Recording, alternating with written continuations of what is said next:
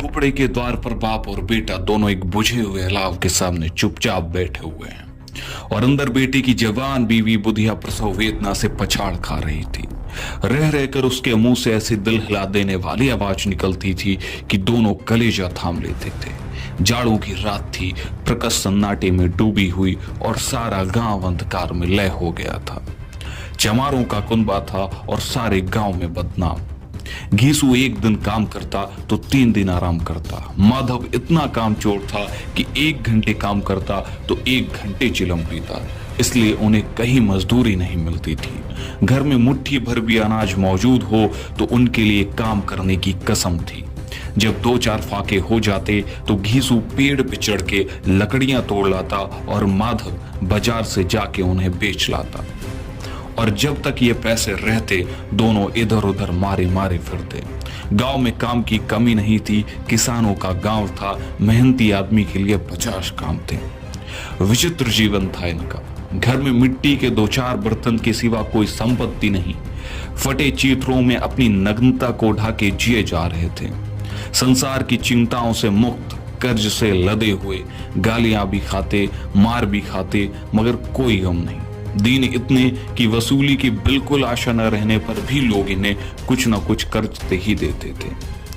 घीसू ने इसी आकाश वृत्ति में 60 साल की उम्र काट दी और माधव भी सपूत बेटे की तरह बाप के ही पद चिन्हों पर चल रहा था, बल्कि उसका नाम और भी उजागर कर रहा था।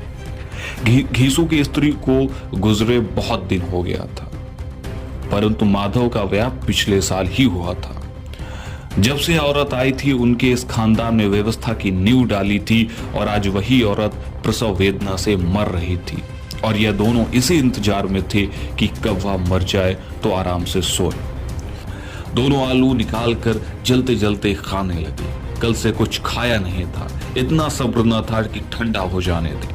कई बार दोनों की जबानें चल गईं। छिलक जाने पर आलू का बाहरी हिस्सा जबान, हलक और तालू को जला देता था और उस अंगारे को मुंह में रखने से ज्यादा खैरियत इसी में थी कि वह अंदर चला जाए। वहां उसे ठंडा करने के लिए काफी सामान थे। आलू खाकर दोनों ने पानी पिया और वहीं आराम से सो गए, मानो जैसे बड़े बड़े 2 अजगर गेहूंडिया मारे पड़े हों। और बुधिया अभी भी करा रही थी। सवेरे माधव ने कोठरी में जाके देखा तो उसकी स्त्री ठंडी हो गई थी। उसके मुंह पर मक्खियां भिनक रही थी, पथराई हुई आंखें ऊपर टंगी हुई थी, सारी देह धूल से लथपथ हो रही थी। उसके पेट में बच्चा मर गया था। माधव भागा भागा घीसू के पास आया, फिर दोनों जोर जोर से हाय हाय करके छाती पीटने लगे। पड़ोस वालों ने यह रोना धोना सुना तो दौड़ते हुए आए और पुरानी मर्यादा के अनुसार इन अभागों को समझाने लगे, मगर ज्यादा रोने पीटने का अवसर नहीं था। कफन और लकड़ी की भी फिक्र करनी थी। घर में तो पैसा इस तरह गायब था जैसे चील के घोंसले से मांस।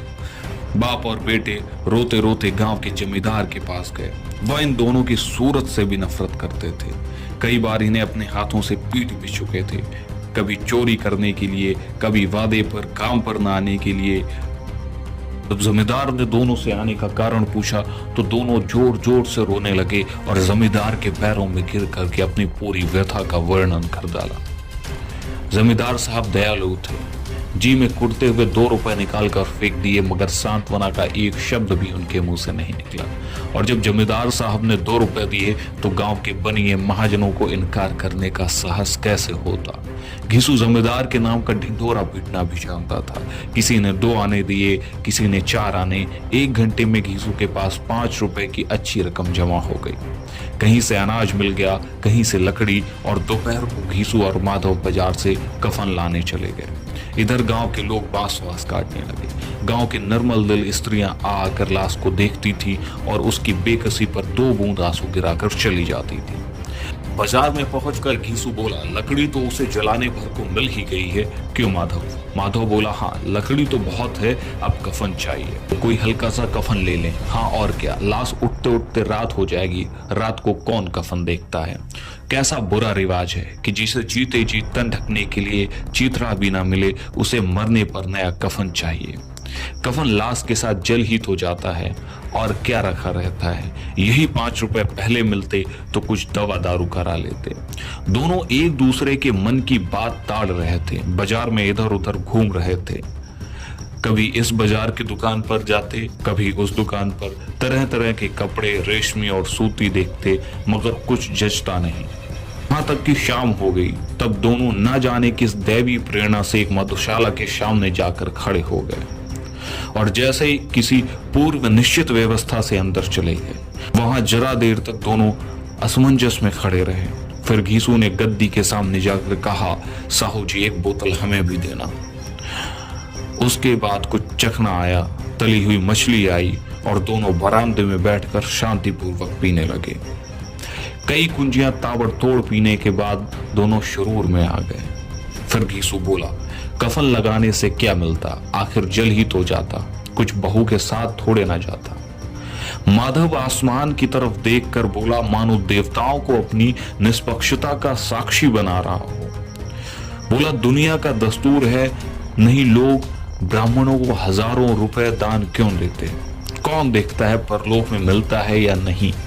बड़े आदमियों के पास धन है, फूकें, हमारे पास फूकने के लिए क्या है? लेकिन लोगों को जवाब क्या देंगे?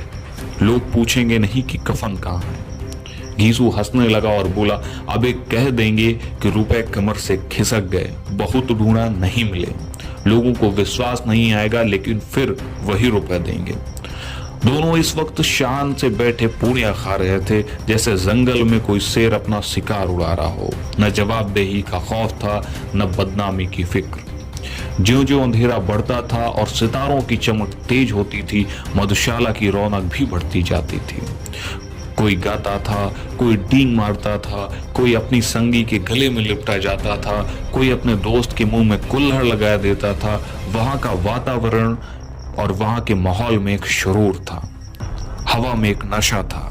भरपेट खाकर माधव ने बची हुई पूड़ियों का पत्तल उठाकर एक भिखारी को दे दिया, जो खड़ा इनकी ओर भूखी आंखों से देख रहा था और देने के गौरव, आनंद और उल्लास का अपने जीवन में पहली बार अनुभव किया। माधव ने फिर आसमान की तरफ देखकर कहा, वह वैकुंठ में जाएगी दादा, वैकुंठ की रानी बनेगी। घीसू खड़ा हो गया और जैसे उल्लास की लहरों में तैर रहा हो और बोला, हाँ बेटा, वैकुंठ में जाएगी।